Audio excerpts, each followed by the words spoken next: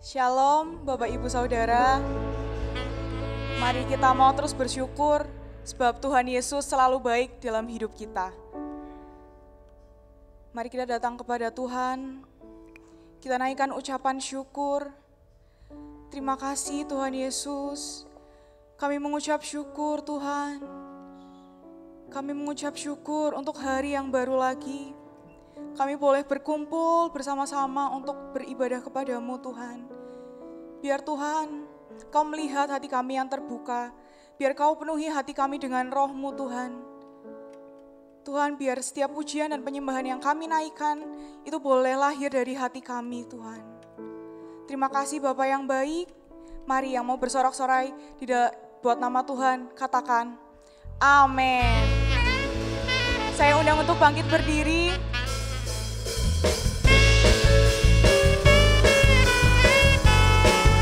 Mari kita puji namanya.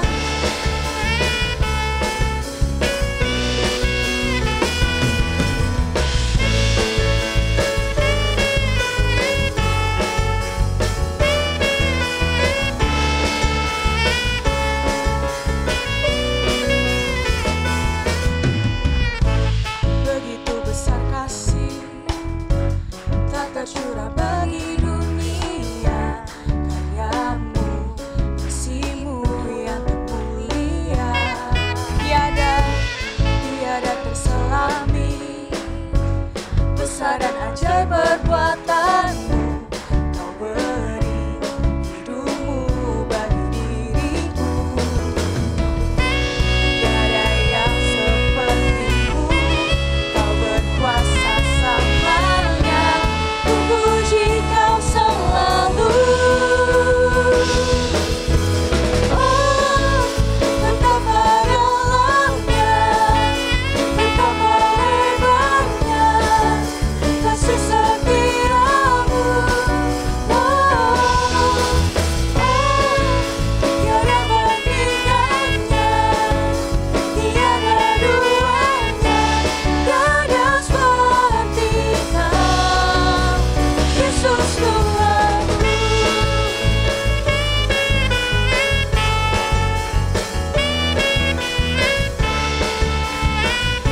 Tiada seperti kau, Yesus Tuhanku.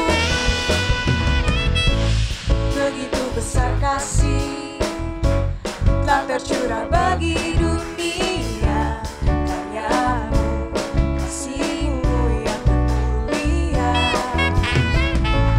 tiada terselami, besar dan ajaib perbuatan kau beri hidupmu bagi diriku. Tiada yang sepertimu, kau berkuasa selamanya. Ku puji kau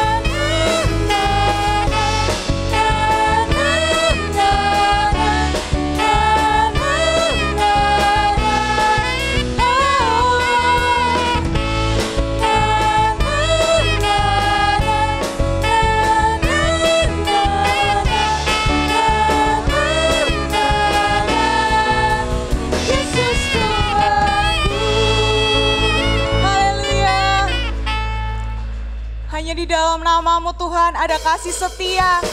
Hanya di dalam nama-Nya ada kemenangan.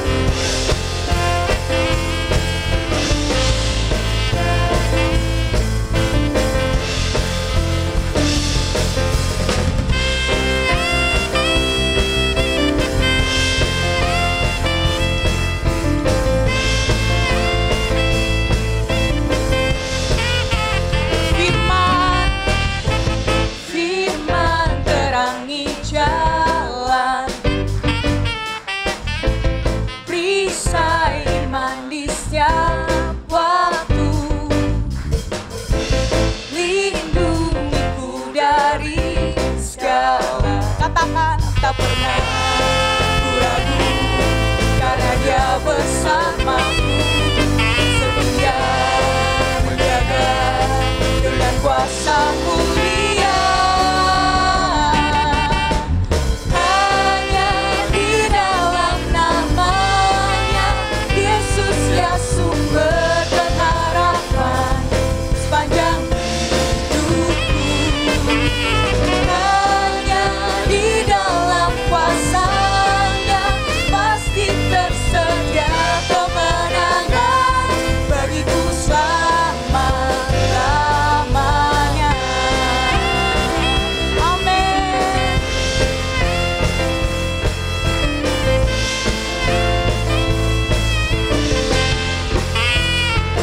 Kebenaran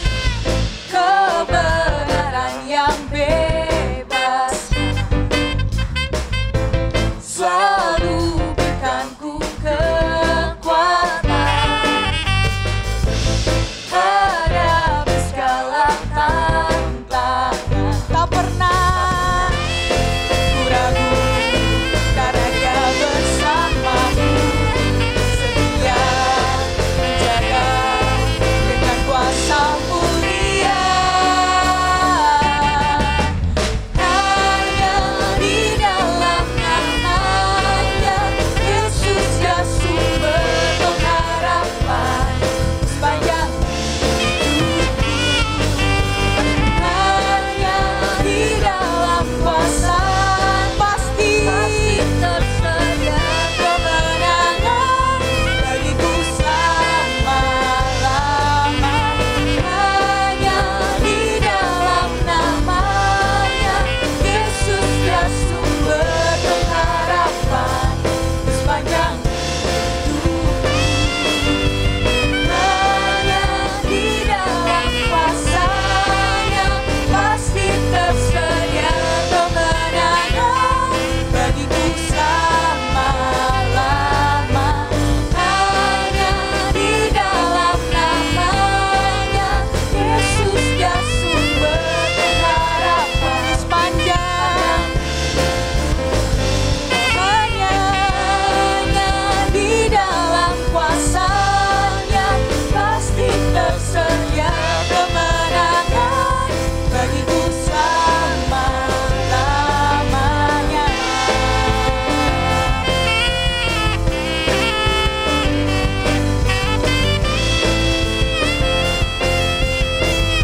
Di dalam nama-Nya ada pengharapan, dalam kuasa-Nya kemenangan. Mari jemaat Tuhan, di dalam nama-Nya Yesus Dia sumber pengharapan di sepanjang hidupku. Hanya di dalam kuasa-Nya pasti tersedia kemenangan bagiku selamanya. Hanya di dalam nama-Nya Yesus ya sumber pengharapan sepanjang hidupku. Hanya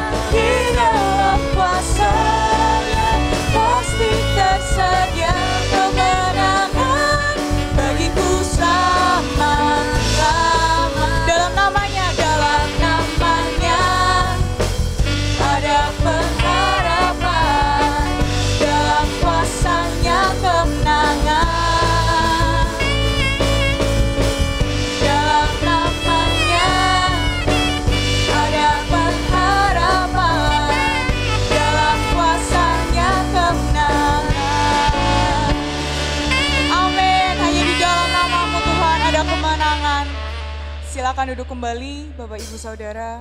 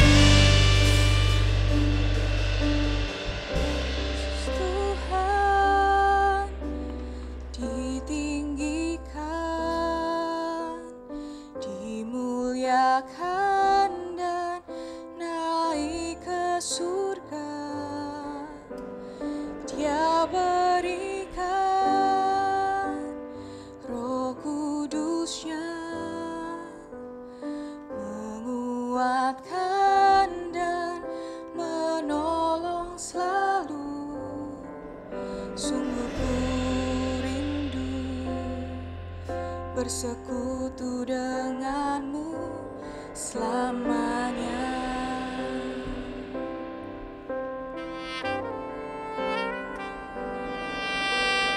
Yesus Tuhan ditinggikan, dimuliakan dan naik ke surga. Dia berikan Roh Kudus-Nya, menguatkan dan menolong selalu. Sungguh ku rindu bersekutu denganmu selamanya.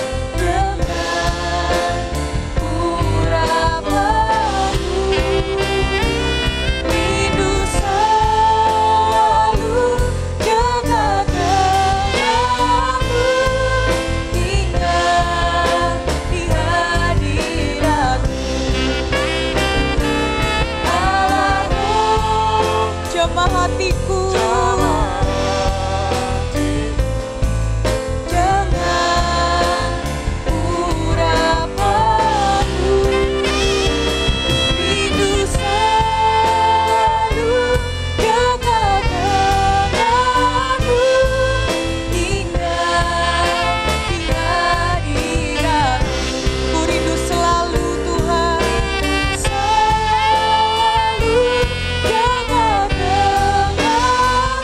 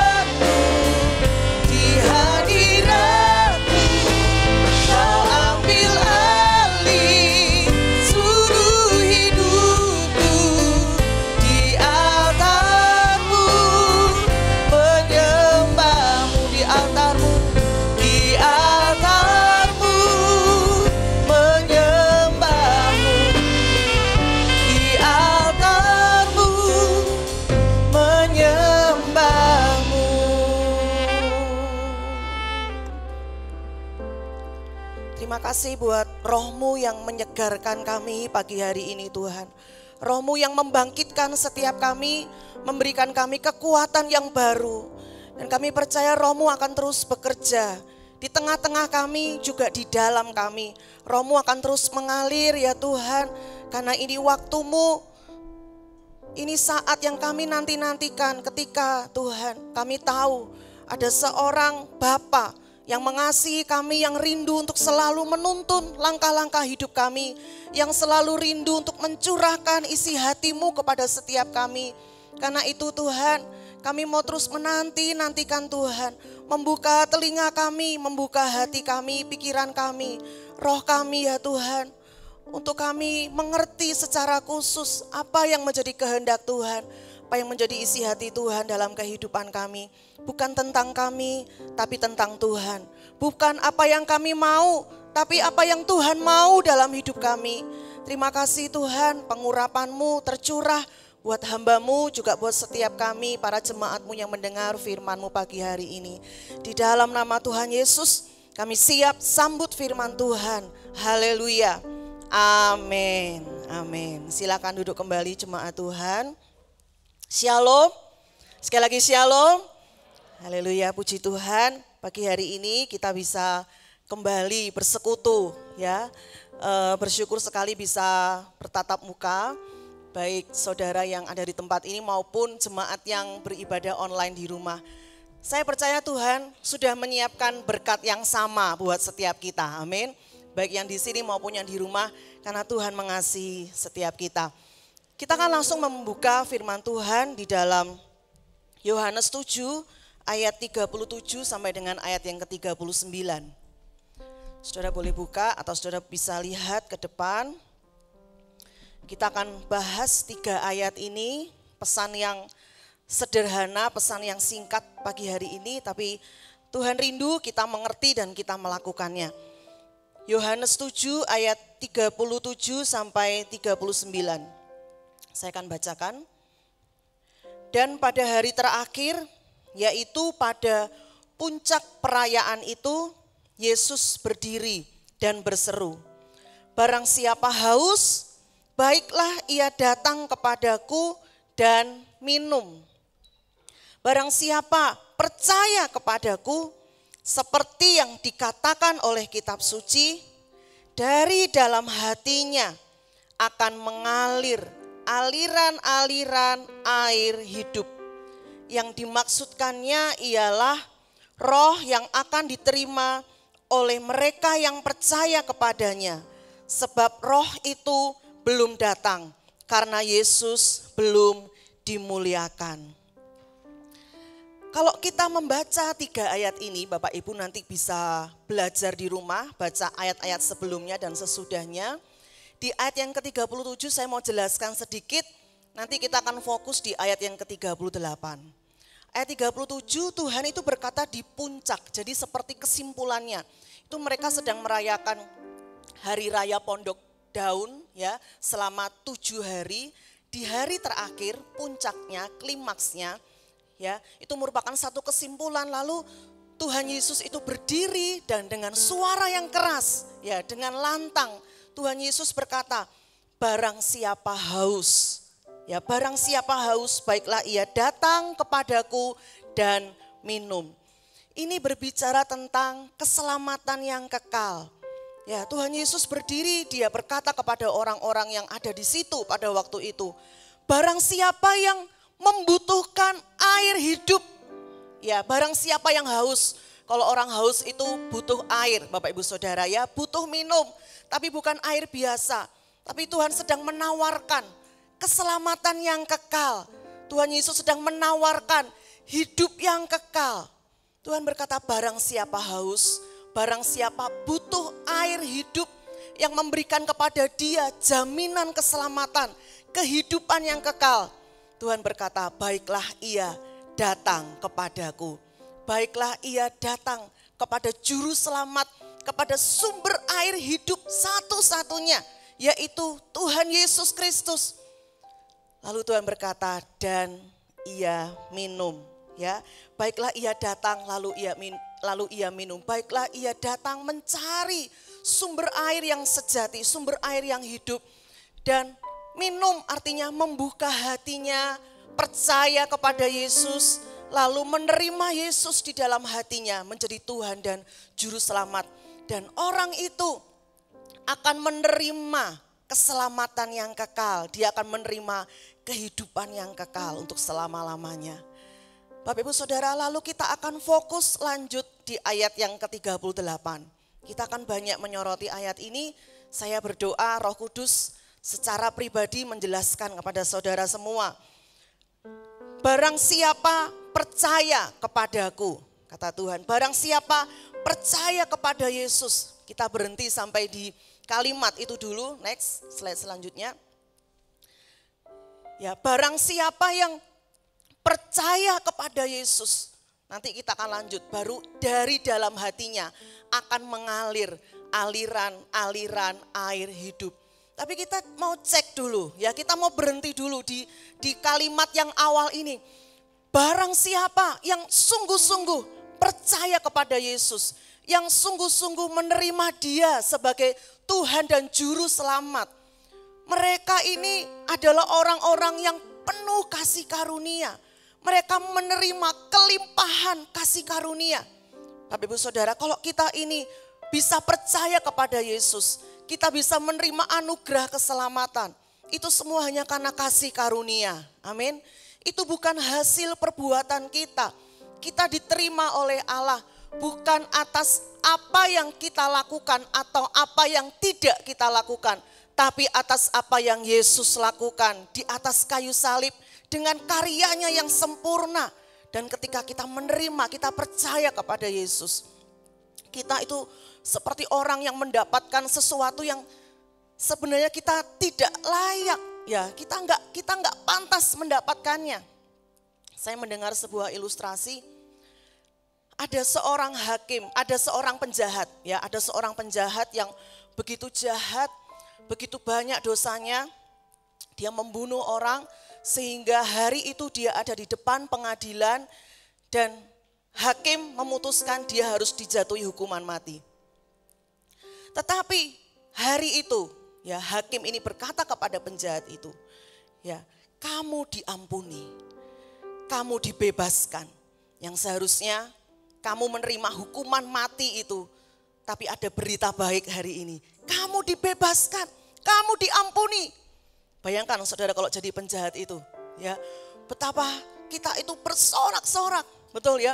Betapa kita bersuka cita, kita enggak jadi mati, kita enggak jadi dihukum. Menerima kelimpahan kebaikan yang enggak pantas dia terima. Bukan cuma itu, hakim ini berkata, tapi karena ini negara hukum, saya harus adil.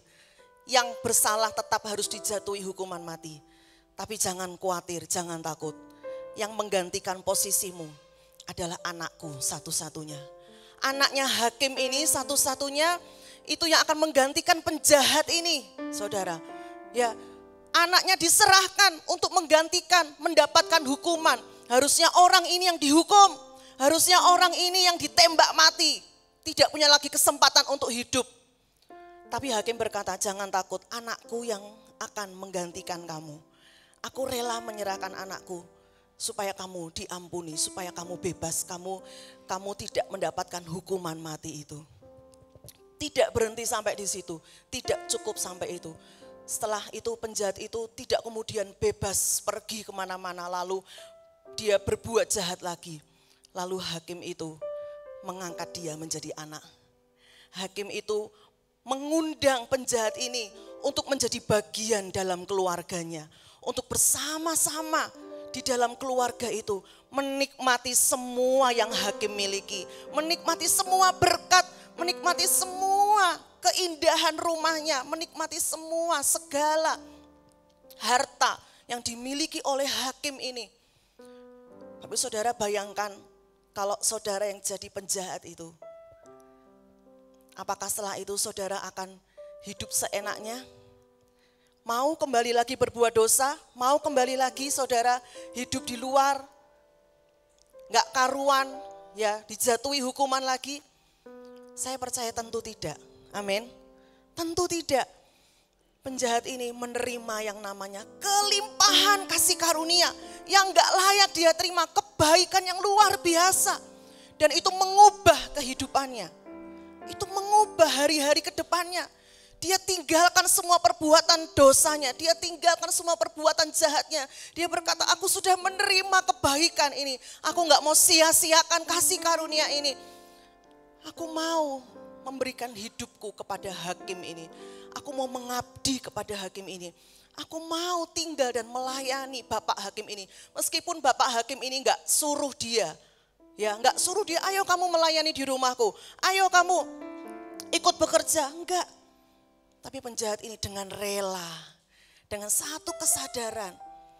Karena dia percaya Bapak Hakim ini mengasihi dia. Begitupun hidup kita Bapak Ibu. Kita seringkali gak sadar ya. Kita itu orang yang menerima loh kasih karunia Tuhan. Kelimpahan kasih karunia Tuhan. Saya ingat Bapak Gembala pernah berkata, ada dua saja yang bisa mengubahkan hati orang. Waktu dia dikasihi secara luar biasa. Dihujani kasih terus, waktu dia nakal, dia salah terus dikasihi. Dia gak layak terus diampuni, terus dilayani, terus dikasihi. Maka hati orang itu mendapat sentuhan kasih yang secara otomatis dia akan berubah. Gak usah dipaksa, berubah ya karena kamu sudah aku kasih.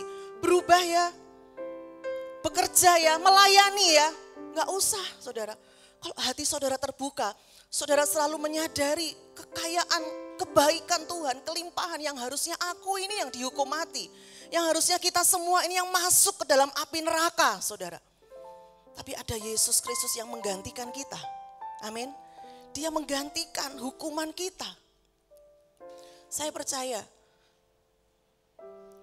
tidak ada paksaan lagi, gak ada kewajiban lagi harusnya dalam kekristenan. Tapi kerelaan. Amin. Kerinduan untuk apa? Untuk Bapa itu disenangkan. Bapa itu dimuliakan. Dan yang kedua yang mengubah hati orang kalau dia disakiti terus menerus. Tapi saya percaya Tuhan gak pernah menyakiti kita. Amin. Tuhan selalu baik dalam hidup kita. Apapun keadaan kita, Tuhan itu selalu baik saudara. Tuhan gak pernah tinggalkan kita. Tuhan gak pernah kecewakan kita. Tuhan gak pernah membuang kita waktu kita itu bersalah, kita berdosa, kita gagal. Tangan Tuhan selalu terbuka untuk kita. Dia itu Bapa yang baik. Memang dia mendidik dan mengajar kita. Betul saudara. Tapi kasihnya tidak pernah berubah. Memang caranya mungkin berbeda. Tapi kadar kasih Tuhan buat setiap kita itu semua sama saudara. Jangan pernah meragukan kasih Tuhan. Dia selalu baik. Tidak ada kecurangan di dalam dirinya. Tidak ada kepalsuan di dalam dirinya.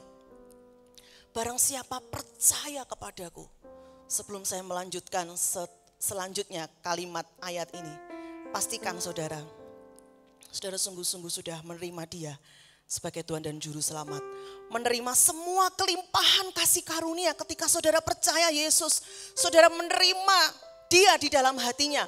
Berarti saudara juga menerima semua berkat rohani, berkat semua kepenuhan Kristus, kasihnya, kuasanya, semua yang ada di dalam dia. Itu juga menjadi bagian kita. Amin. Karena kita undang dia masuk di dalam hidup kita.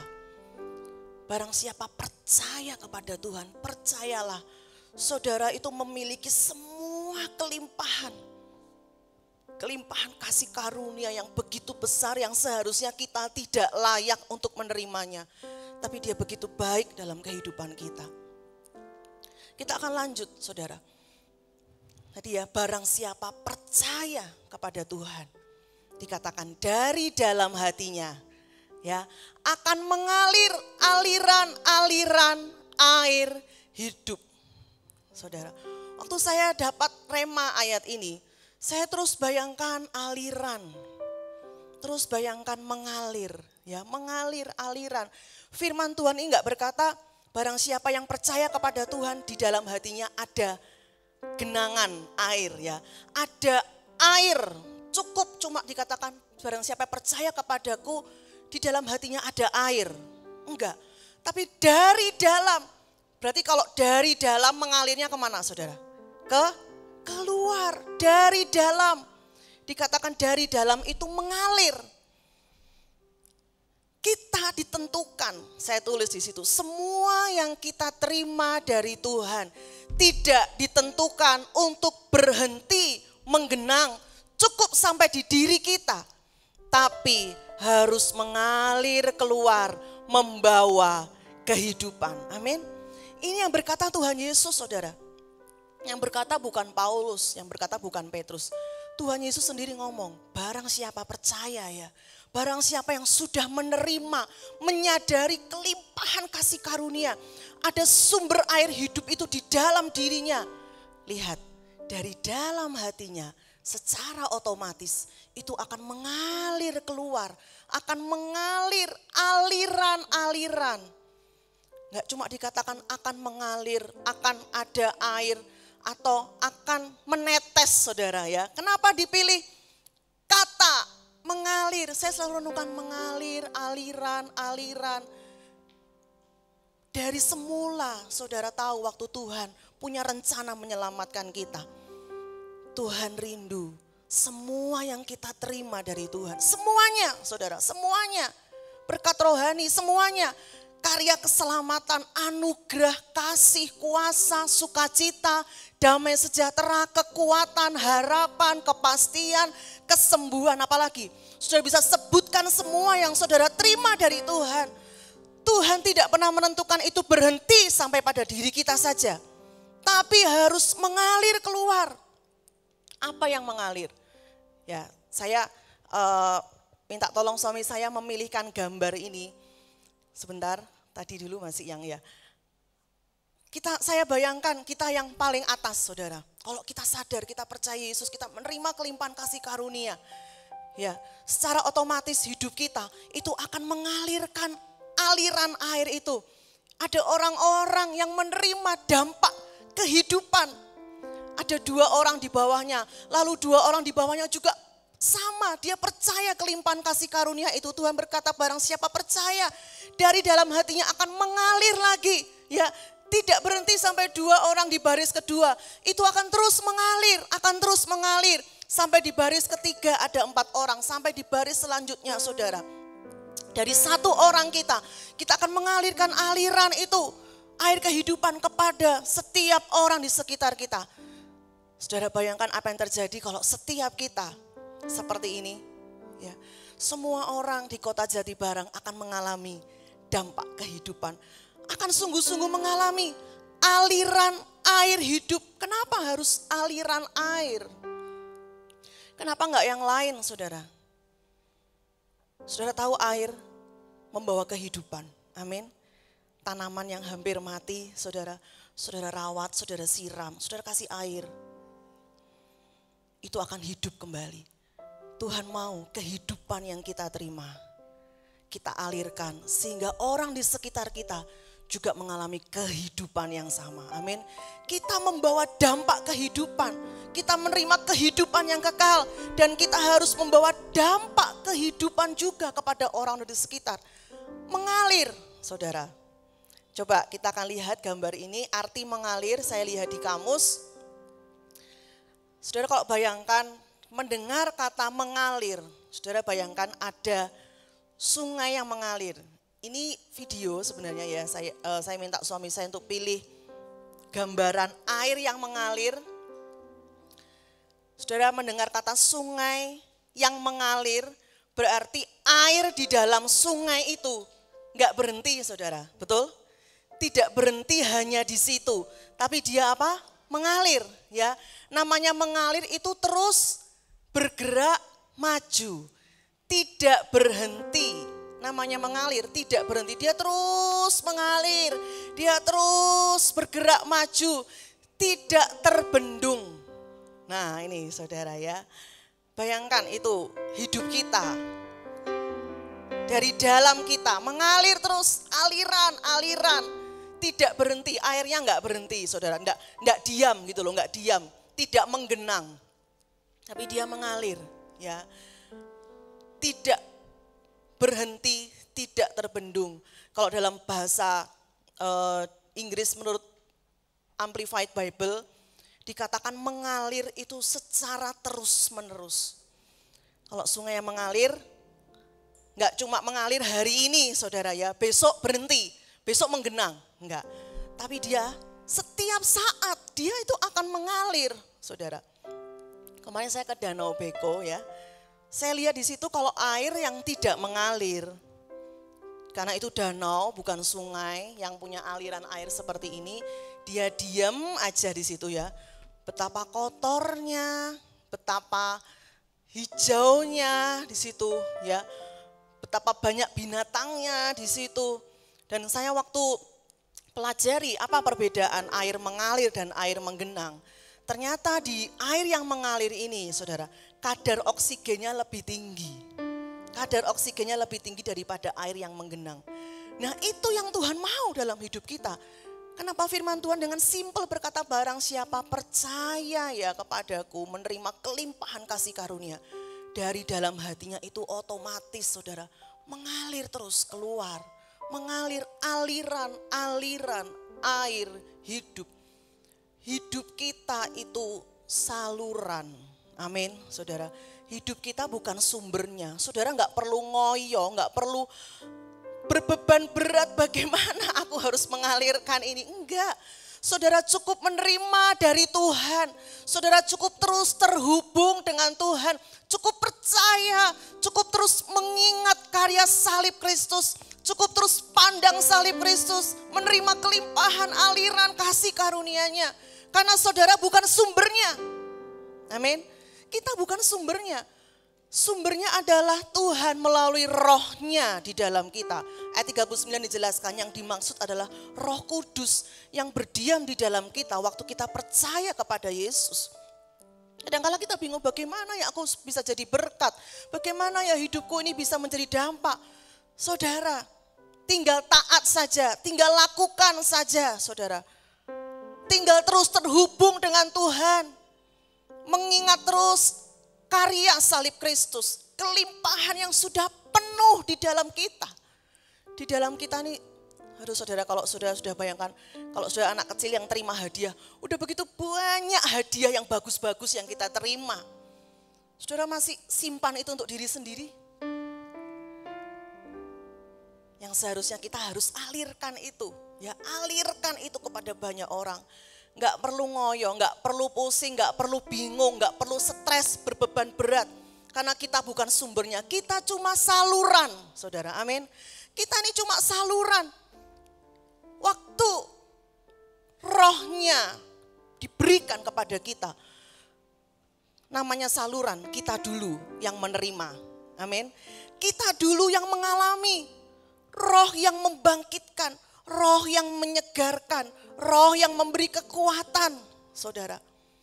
Dan waktu itu kita sudah alami, kita mengalami pengampunan yang luar biasa. Saudara bayangkan berkali-kali kita gagal, berkali-kali kita jatuh. Berkali-kali itu juga Tuhan ampuni kita. Kita menerima. Udah gak tahu kebaikan kalau saudara seringkali salah sama orang. Tapi orang itu terus ampuni saudara. Ya, orang itu mungkin ngomong, mendidik, ya sekali ini tapi besok jangan lagi. Tapi ketika sudah salah lagi, dia ampuni lagi. Sudah kan berpikir kan, orang ini baik banget.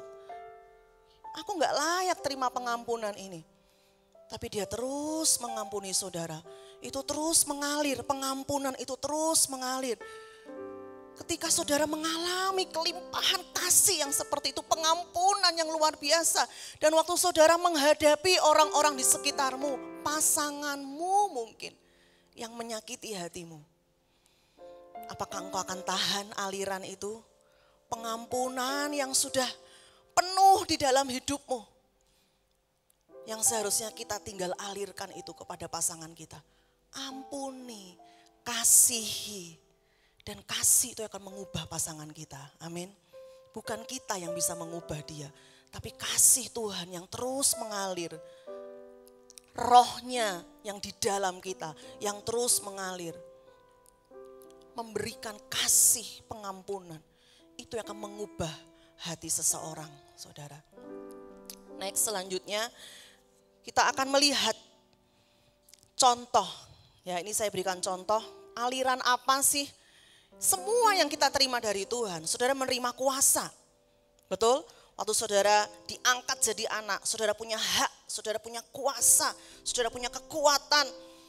Aliran kasih, aliran kuasa, aliran kebaikan, aliran kekuatan, aliran sukacita, aliran damai sejahtera, pengampunan, kesembuhan, anugerah Tuhan, keselamatan, dan masih banyak lagi saudara. Saudara bisa sebutkan itu, renungkan dan sebutkan itu. Sadari itu dalam diri saudara. Itu akan mengalir. Mengalirnya melalui apa? Melalui perkataan kita dan perbuatan. Ya. Mengalir keluar itu melalui perkataan kita dan perbuatan kita. Ini teknis sehari-hari. Kalau mau praktek hidup sehari-hari, saudara, aliran yang sudah kita terima dari Tuhan, kita bisa salurkan kepada banyak orang di sekitar kita, melalui perkataan kita dan melalui perbuatan kita. Praktek yang paling gampang di dalam rumah, betul ya? Yang paling gampang di dalam rumah, apakah seisi rumah tangga kita sudah menerima aliran-aliran air hidup di dalam kita yang mereka terima, yang membangkitkan mereka, yang membawa dampak kehidupan dalam hidup mereka? Ataukah perkataan kita perkataan yang penuh intimidasi, perkataan yang menghancurkan, perkataan yang mematikan, yang membunuh, membinasakan? Kita perlu cek saudara ya, kita perlu cek. Sudahkah perkataan kita membawa dampak kehidupan? Setiap orang yang mendengar perkataan kita, semangatnya jadi hidup kembali. Rohnya dibangkitkan kembali. Dia mengalami kelepasan, kemerdekaan, sukacitanya, saudara, kekuatan, harapannya dihidupkan kembali, dibangkitkan kembali. Juga lewat perbuatan kita. Ada banyak hal yang bisa kita lakukan. Jangan pernah berdiam diri. Jangan pernah menjadi genangan air yang berhenti sampai di dalam diri kita saja. Jangan hanya menjadi penikmat kasih karunia, tapi jadi penyalur kasih karunia Tuhan. Amin, saudara. Melalui perkataan kita yang penuh kasih karunia. Melalui perbuatan dan tindakan kita. Ada banyak orang memang yang tidak pantas untuk kita kasihi. Tapi justru di situ tantangannya. Apakah kita masih bisa mengasihi? Apakah kita juga penuh kasih karunia? Seperti yang kita terima dari Tuhan, kita yang gak layak untuk dikasihi. Kita yang berulang kali gagal jatuh dalam dosa. Tapi kita menerima kasih, pengampunan yang luar biasa. Saudara, melalui tindakan kita mengampuni orang-orang yang menyakiti kita. Mengasihi, menyalurkan, saudara, apa yang bisa kita salurkan kepada banyak orang? Saudara datang di dalam komsel, saudara tahu kehadiran saudara itu sudah salah satu bentuk aliran air hidup buat teman-teman sekomselmu, satu dekommu, betul? Dengan melihat kita hadir saja saudara, itu sudah membangkitkan energi, membangkitkan sukacita, belum sharing loh saudara. Saudara sudah hadir saja, karena apa? Memang ditentukan dari dalam saudara akan mengalir keluar. Ada sesuatu yang akan saudara alirkan melalui kehadiran saudara. Teman-teman saudara sudah merasakan satu kebersamaan, satu kekuatan, satu kasih yang luar biasa. Apalagi kalau sharing ya, menguatkan satu dengan yang lain, berbagi bersama-sama, sukacita, dukacita mungkin juga.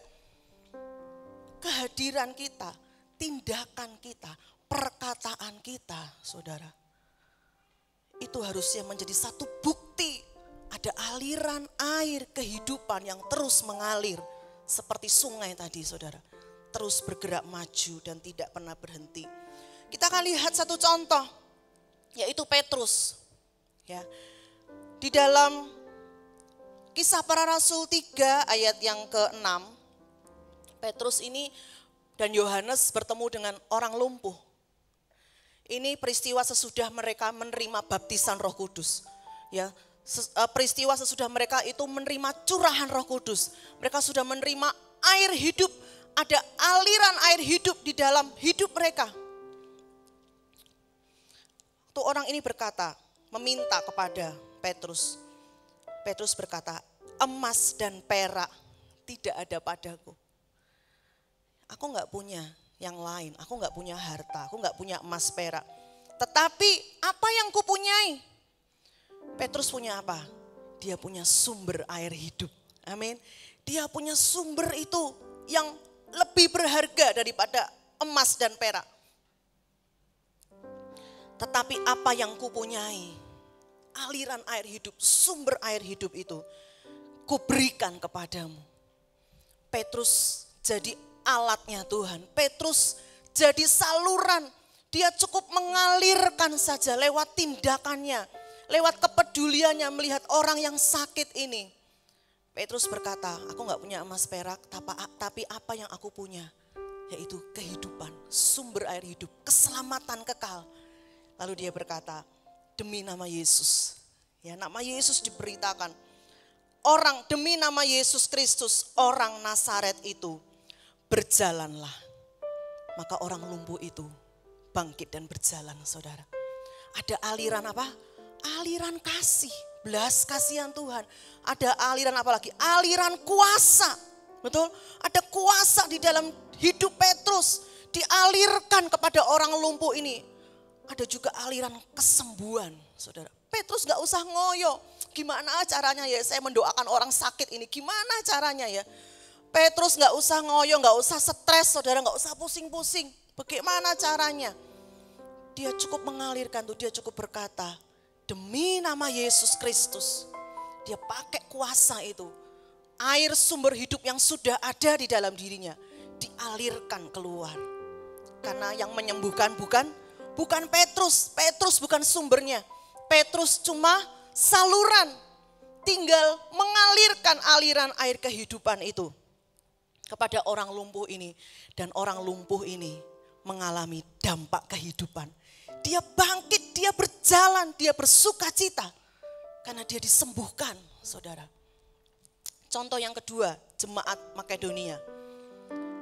Jemaat Makedonia ini contoh yang sering saya kutip karena memang ini contoh yang real ya. Kadang-kadang kita pikir itu kan zaman Alkitab rasanya terlalu tinggi buat kita ya. Itu kan Petrus, itu kan Paulus gitu. Tapi ini contohnya ini jemaat, saudara. Jemaat sama seperti kita. Ya, jemaat biasa, jemaat biasa. Jemaat Makedonia. Saya enggak tulis semua ayat di situ, saudara. Buka 2 Korintus 8.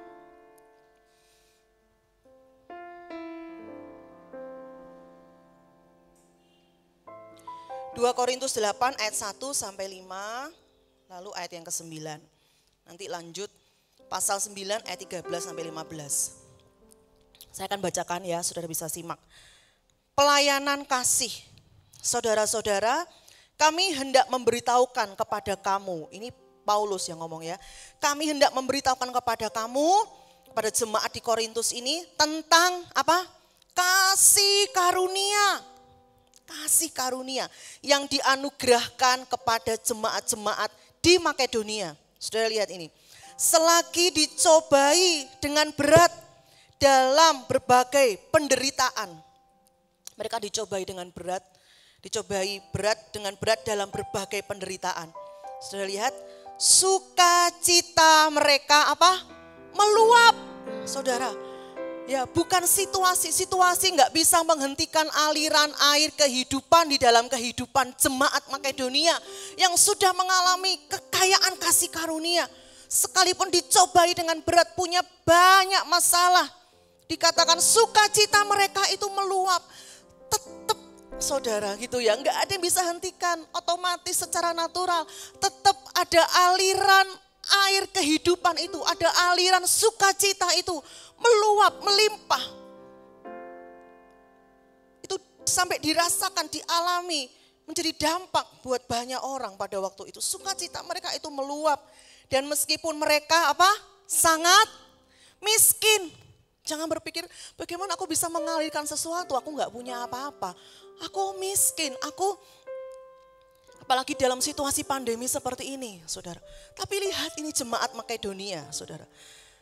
Meskipun mereka sangat miskin, dikatakan namun mereka kaya dalam kemurahan. Tidak ada yang bisa menghentikan mereka, membendung aliran-aliran air kehidupan yang sudah penuh melimpah di dalam hidup mereka. Itu terus mereka alirkan sekalipun mereka dalam pencobaan, sekalipun mereka miskin. Mungkin ini cocok dengan kondisi pandemi seperti ini ya. Begitu banyak orang yang mengalami, saudara, kondisi ekonomi yang sulit. Tapi saudara, kalau kita ini sungguh-sungguh percaya kepada Kristus, mengalami kekayaan kasih karunia-Nya, aliran air kehidupan itu tidak bisa dibendung, saudara. Nggak bisa dihentikan. Itu akan terus mengalir di dalam hati kita, mengalir keluar. Seperti jemaat Makedonia, ada aliran kemurahan, ya, ada aliran kemurahan. Mereka merasakan kelimpahan kemurahan. Tuhan begitu baik, Tuhan begitu baik. Mereka mengalami itu dan mereka mengalirkan itu. Paulus berkata ayat yang ketiga, aku bersaksi bahwa mereka telah memberikan menurut kemampuan mereka, bahkan melampaui kemampuan mereka. Dengan apa saudara? Kerelaan sendiri. Tadi saya sudah katakan, seharusnya nggak ada paksaan dan kewajiban dalam kekristenan kita yang sudah mengalami kasih karunia Tuhan. Doa nggak usah dipaksa, melayani nggak usah dipaksa. Saudara, mengasihi pasangan kita nggak usah dipaksa. Mengasihi anak-anak kita nggak usah dipaksa. Semua itu mengalir dari dalam keluar. Bukan dari luar memaksa kita. Dari luar ke dalam. Harus banyak tuntutan. Tapi harusnya yang dari dalam yang sudah melimpah ini mengalir keluar. Dengan kerelaan sendiri mereka meminta, mereka mendesak kepada kami supaya apa? Mereka juga beroleh kasih karunia untuk mengambil bagian dalam pelayanan kepada orang-orang kudus. Sekalipun mereka dicobai dengan berat, banyak masalah, tapi hati mereka nggak pernah tahan.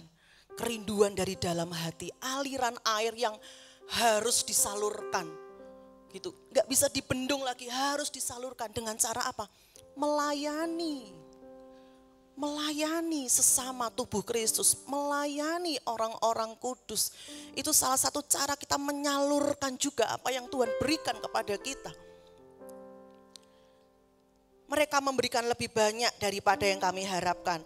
Mereka memberikan diri mereka pertama-tama kepada Allah, kemudian karena kehendak Allah juga kepada kami. Saya tulis itu urutannya, saudara ya. Kembali ke slide. Jemaat Makedonia ini percaya kepada Kristus.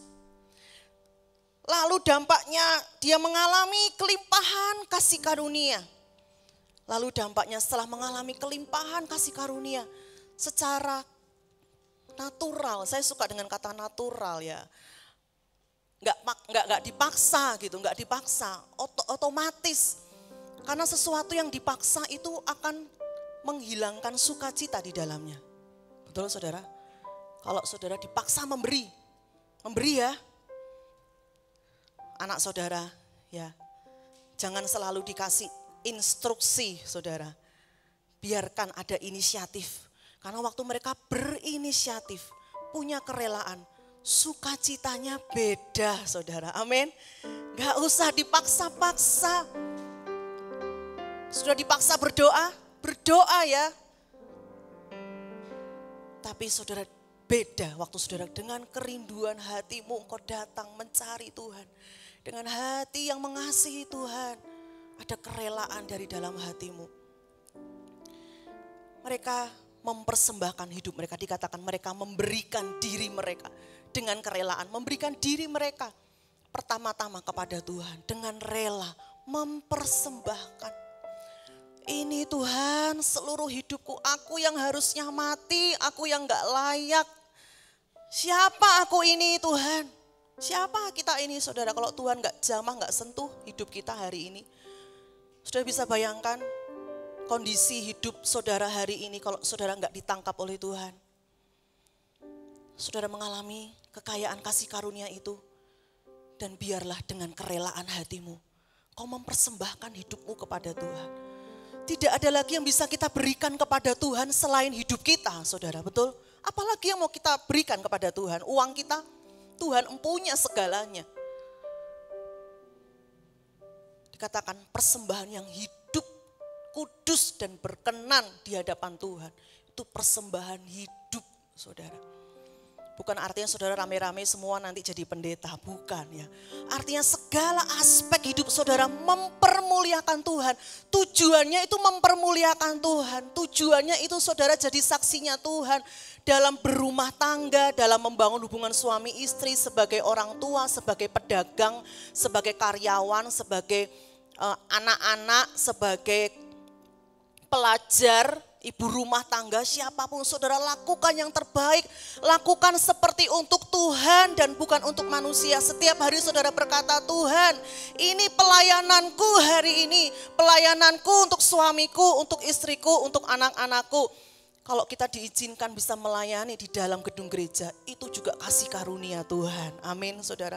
Dimanapun ada kesempatan kita melayani, di dalam rumah kita, di komsel kita, di lingkungan kita, ambil kesempatan itu untuk kita melayani. Bagi pekerjaan Tuhan juga, butuh banyak pekerja-pekerja untuk tuayan, saudara. Amin. Saya percaya Tuhan membawa gereja ini terus bergerak maju. Amin, seperti aliran air tadi, tidak berhenti, tidak stagnasi. Terus saudara, Tuhan itu sedang mempersiapkan sesuatu yang besar di sana. Ada begitu banyak orang yang akan Tuhan kirim untuk menopang pekerjaan Tuhan di tempat ini. Untuk apa? Bukan untuk berdiam diri, tapi gereja ini harus terus bergerak, menjangkau jiwa-jiwa, menyelamatkan begitu banyak orang yang belum diselamatkan. Ya, mempersembahkan hidup, lalu mempermuliakan Allah. Sudah lihat 2 Korintus 9 ayat 13 sampai 15. Ini masih kelanjutan yang tadi.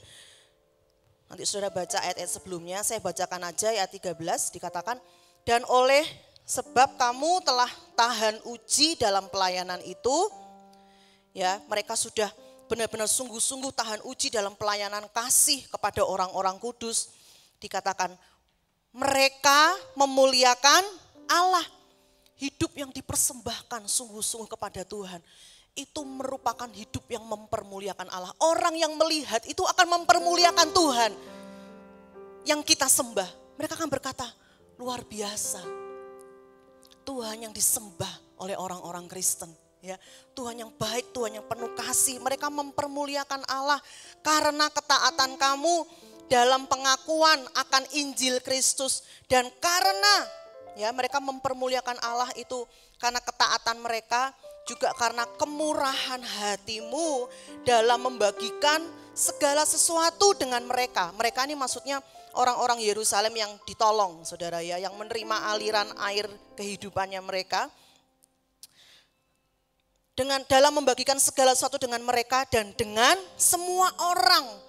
Bayangkan, ini aliran air hidupnya jemaat Makedonia nggak cuma berhenti sampai orang-orang kudus di Yerusalem waktu itu, tapi juga dengan semua orang.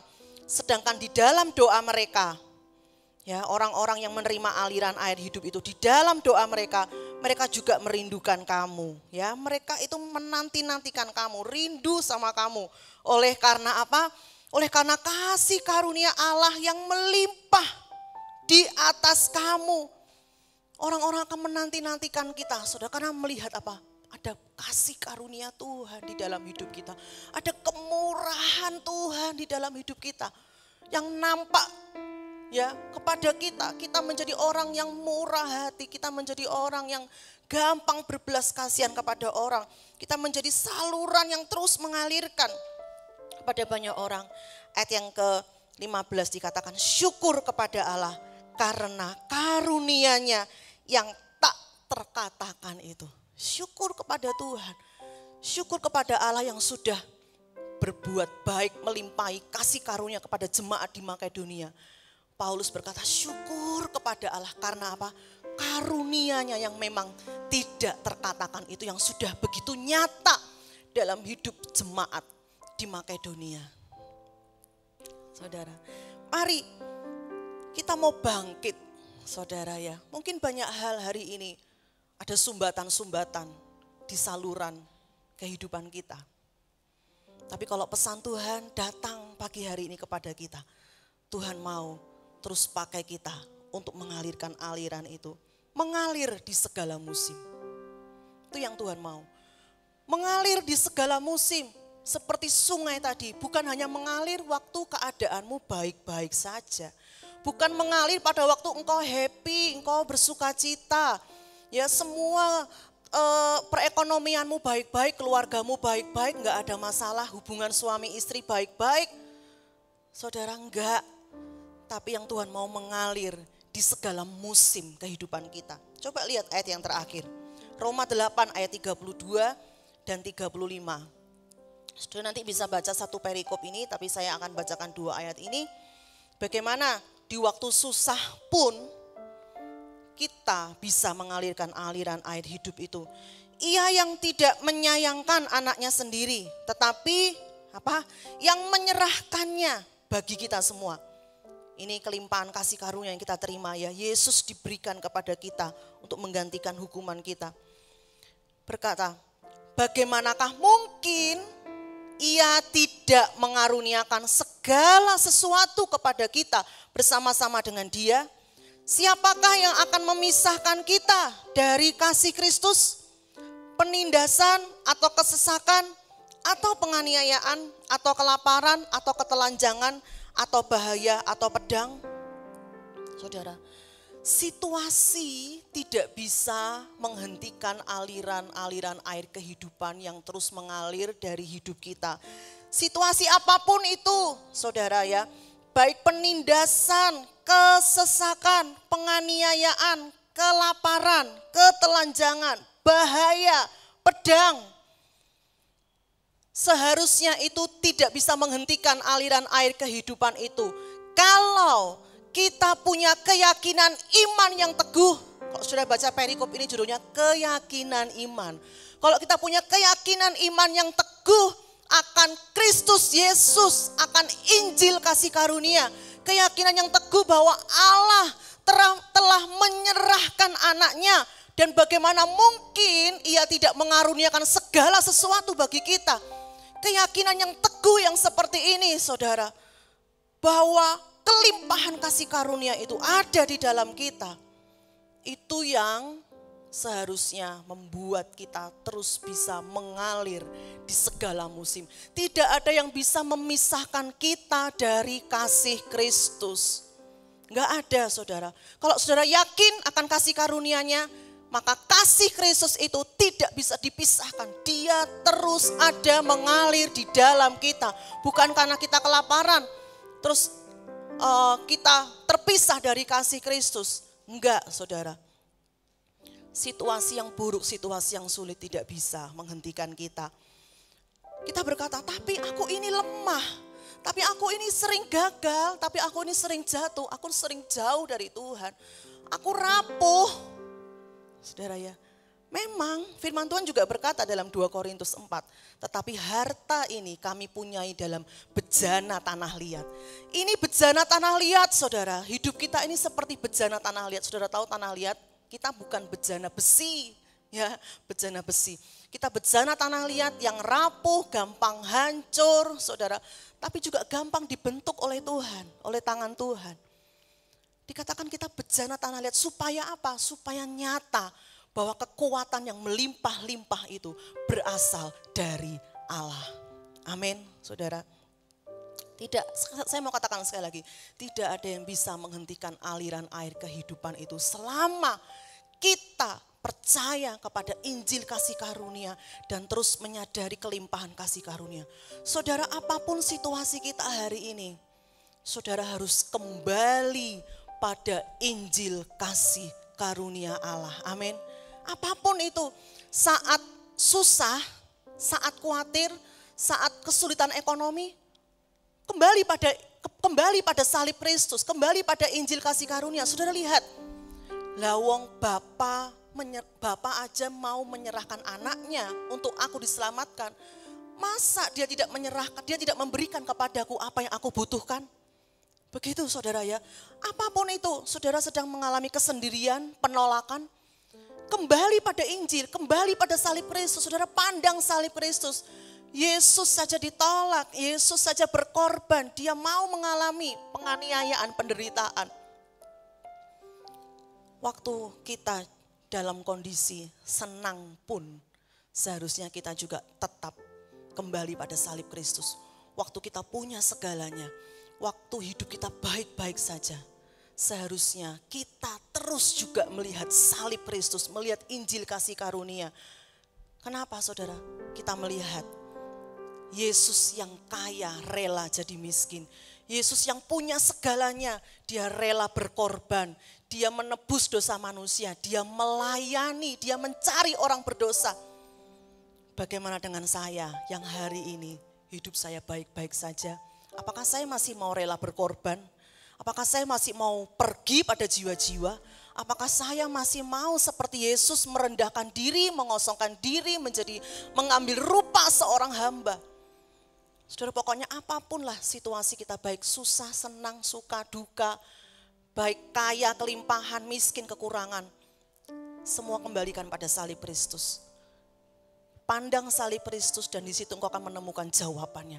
Di situ engkau akan menemukan bagaimana caranya engkau mengalirkan aliran air kehidupan itu kepada banyak orang. Amin, saudara.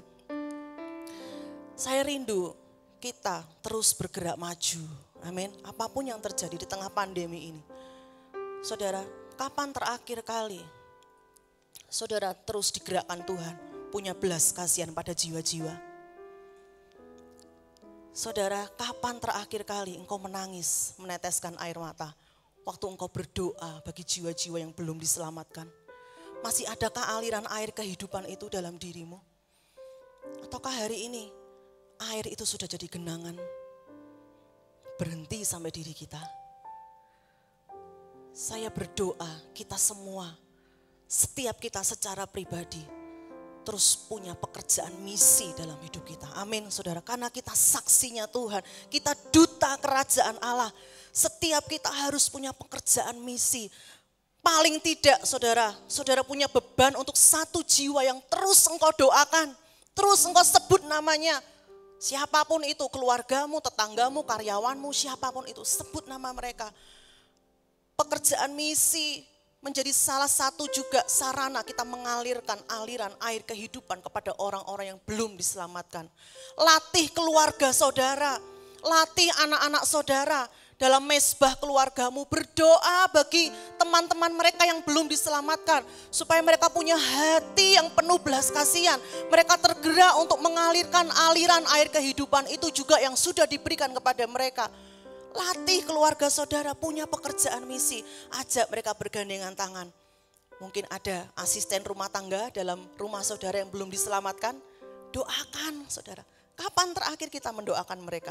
Kapan terakhir kita menangis berseru kepada Tuhan untuk jiwa-jiwa ini saudara? Sebut nama mereka, doakan mereka. Supaya nanti pada waktu Tuhan melawat mereka, hati mereka sudah siap. Amin. Karena tiap hari kita sudah aliri, kita sudah saudara berdoa sehingga hati mereka sudah siap nanti pada saat Tuhan itu melawat mereka. Di dalam Dekom saya juga menghimbau saudara bangkit, punya pekerjaan misi.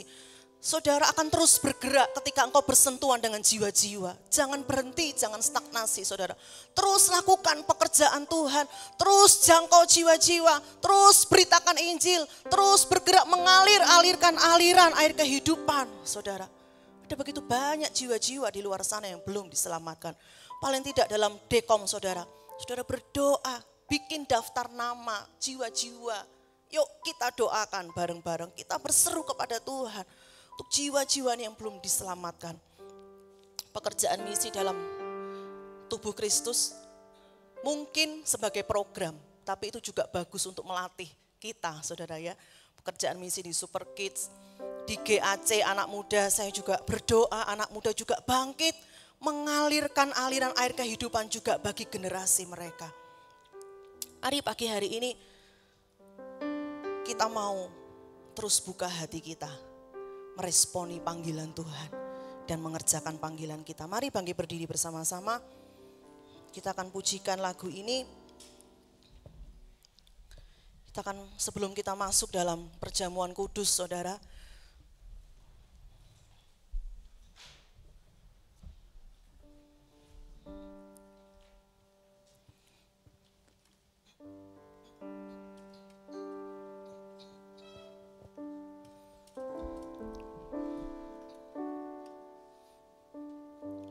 Siapakah yang dapat pisahkanku dari kasih-Mu? Katakan tetesan darah-Mu, tetesan darah-Mu buktikan besar cinta-Mu.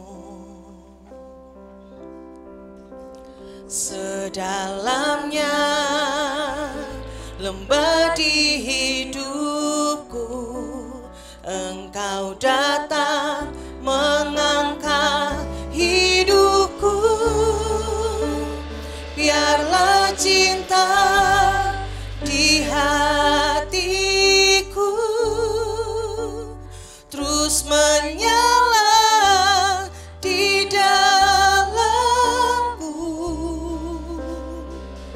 takkan pernah mampu ku jauh dari-Mu. Engkau alasanku hidup. Setiap musim di hidupku Engkau ada bersama, memberi kekuatan, memberi pengharapan. Engkau segalanya bagiku. Biarlah cinta di hatiku terus menyala di dalamku. Pernah mampu ku jauh dari-Mu. Engkau alasanku hidup. Setiap musim di hidupku Engkau ada bersamaku, memberi kekuatan, memberi kekuatan, memberi pengharapan. Engkau segalanya bagi. Mari katakan biarlah cinta, biarlah cinta di hati. Mari katakan Tuhan, biar terus menyala, menyala di dalam. Amin. Takkan pernah mampu ku jauh dari-Mu. Engkau alasanku hidup. Setiap musim di hidupku Engkau ada, Tuhan. Bersamaku, memberi kekuatan, memberi pengharapan. Engkau segalanya. Mari kembali katakan sekali lagi, biar cinta di hatiku Tuhan terus menyala, terus mengalir ya Tuhan. Terus menyala. Amin. Di dalamku takkan pernah mampu ku jauh dari-Mu. Engkau alasanku hidup. Setiap musim di hidupku Engkau ada bersamaku, memberi kekuatan, memberi pengharapan. Engkau segalanya bagiku.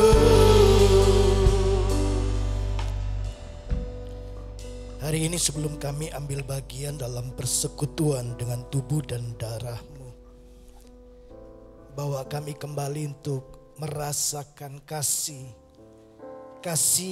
yang mengalir dari salib. Engkau Tuhan sendiri yang mengambil inisiatif untuk datang ke dunia karena cinta-Mu, karena kasih-Mu kepada umat pilihan-Mu, kepada manusia yang Kau ciptakan.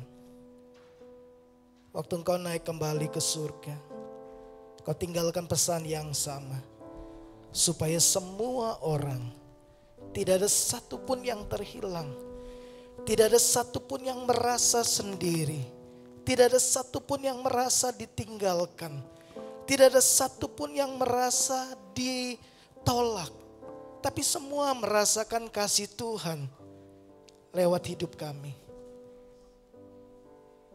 Tuhan, Kau melayakkan setiap kami ambil bagian dalam persekutuan dengan tubuh dan darah-Mu.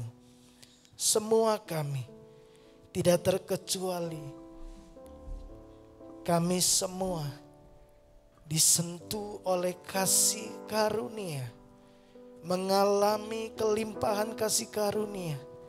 Dan kami mau Tuhan, lewat hidup kami, kebaikan Tuhan mengalir bagi banyak orang. Kasih Tuhan, Injil kabar baik itu juga sampai kepada semua orang. Pengampunan, semua yang kami terima dari Tuhan, kami pastikan itu tidak akan berhenti dalam diri kami.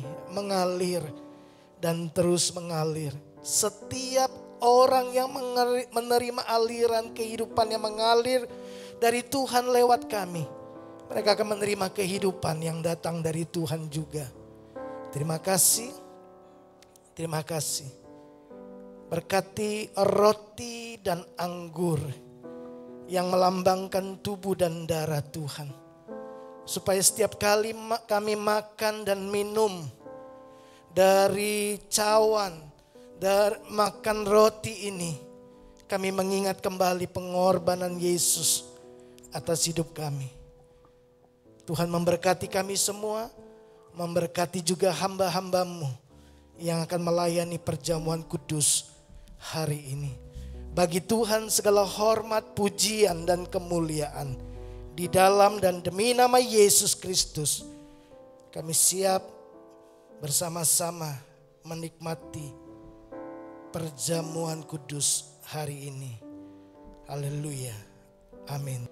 Mari kita angkat roti di tangan kanan kita lebih tinggi dari kepala kita dan kita mendengarkan firman Tuhan. Sebab apa yang telah aku teruskan kepadamu, telah aku terima dari Tuhan, yaitu bahwa Tuhan Yesus pada malam waktu Ia diserahkan, mengambil roti, dan sesudah itu Ia mengucap syukur atasnya. Ia memecah-mecahkannya dan berkata, inilah tubuhku yang diserahkan bagi kamu. Perbuatlah ini menjadi peringatan akan aku. Bukankah roti yang ada di tangan kanan kita, yang atasnya kita ucapkan syukur, adalah persekutuan dengan tubuh Kristus? Amin. Mari kita makan bersama-sama dalam nama Yesus.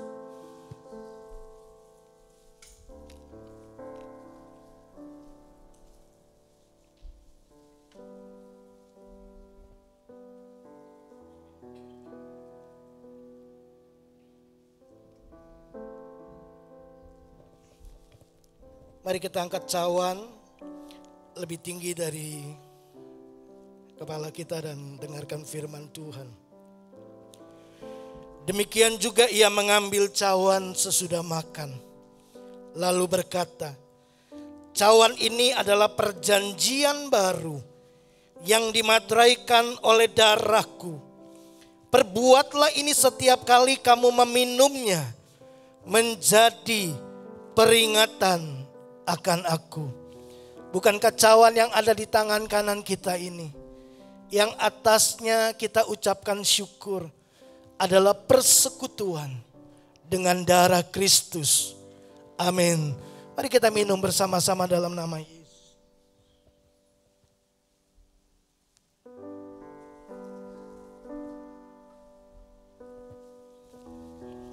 Mari ambil waktu beberapa saat kita bersyukur kepada Tuhan. Oh, terima kasih, kami bersyukur. Terima kasih Tuhan, terima kasih Tuhan. Kau tebus dosa kami, Kau beri hidup yang kekal. Ku bersyukur kepadamu. Haleluya. Mengalir kasih dari surga, kasih yang sempurna, mengalir segala kebaikan dari hadirat-Mu. Terima kasih Tuhan, bagi-Mu segala pujian, hormat dan kemuliaan. Terima kasih.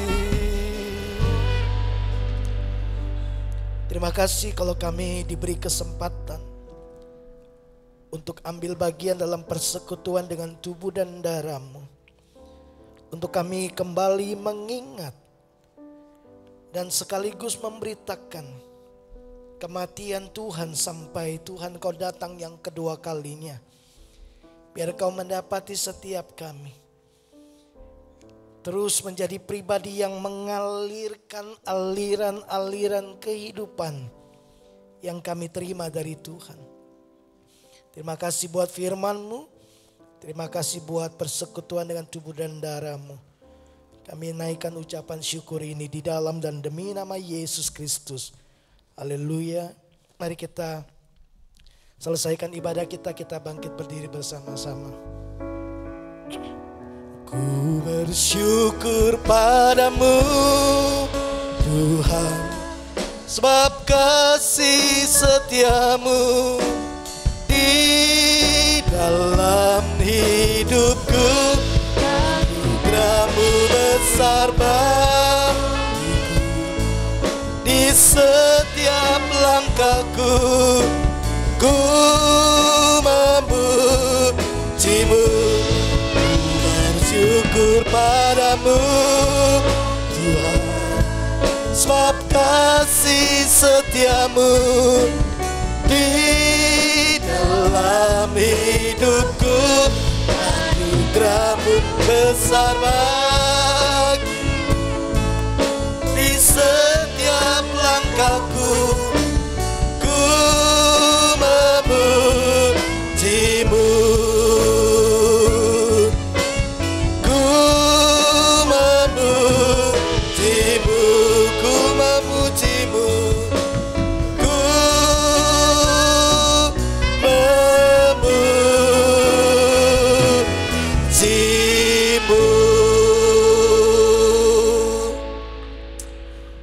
Mari kita angkat persembahan kita kepada Tuhan. Kami membawa setiap persembahan syukur kami. Persembahan 1/10, persembahan untuk pekerjaan misi. Semua persembahan kami bawa dengan sukacita masuk dalam perbendaharaan rumah-Mu. Dan Tuhan memberkati setiap persembahan ini dipakai untuk tujuan-tujuan dan maksud-maksud kerajaan Allah. Maksud kehadiran gereja-Mu ada di kota ini. Kiranya hikmat Tuhan turun untuk pengurus mengelola setiap keuangan ini dengan benar dan takut akan Tuhan. Bagi Tuhan segala hormat, pujian, dan kemuliaan. Dengan sukacita kami bawa persembahan kami di dalam nama Tuhan Yesus Kristus. Mari Bapak Ibu arahkan hatimu kepada Tuhan. Kekasih-kekasih Tuhan, Tuhan memberkati dan melindungi engkau.